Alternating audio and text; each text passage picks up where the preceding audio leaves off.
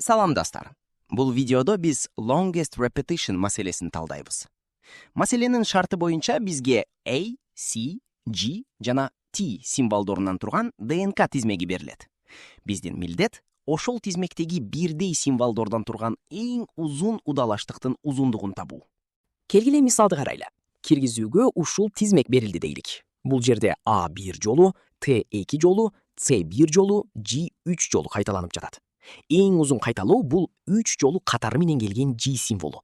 Демек биздин программа 3 деген жыйынтыкты чыгарып бериши керек. Маселени сызыктуу убакытта бир гана цикл менен чыгара алабыз.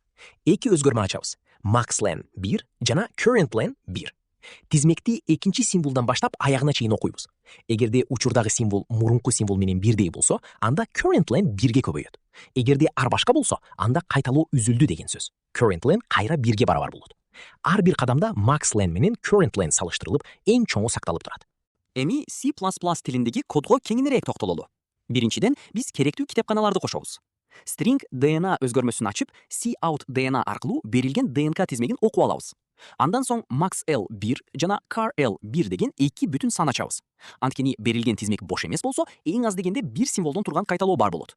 For циклы аркылуу тизмектин биринчи индексинен баштап аягына чейин карайбыз. Ар бир кадамда учурдагы символду DNA-i өзүнүн мурунку символ менен DNA-i-1 салыштырабыз. Эгер алар бирдей болсо, анда кайталоо уланууда деген сөз. Ошондуктан carl өзгөрмөсүн 1ге көбөйтөбүз. Жана дароо эле maxl барабар maxl carl деп глобалдуу максимумду жаңыртабыз. Эгер символдор ар башка болуп калса, анда чынжырча үзүлдү.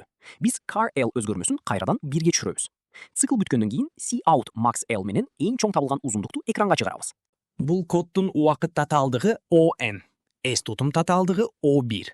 Эми жазган кодубузду иш жүзүндө текшерип көрөлү. Кодду IDE чөйрөсүнө көчүрүп, компиляция кылабыз. Консолго биздин мисалын жазганыбызда күтүлгөндөй эле 3 деген жооп чыкты. Кодубуз туура иштеп жатканына ынангандан кийин CSS платформасына файлды жүктөйбүз. Жыйынтыгын карасак, бардык тесттерден ийгиликтүү өттү. Статусу accepted. Маселе туура жана оптималдуу чечилди.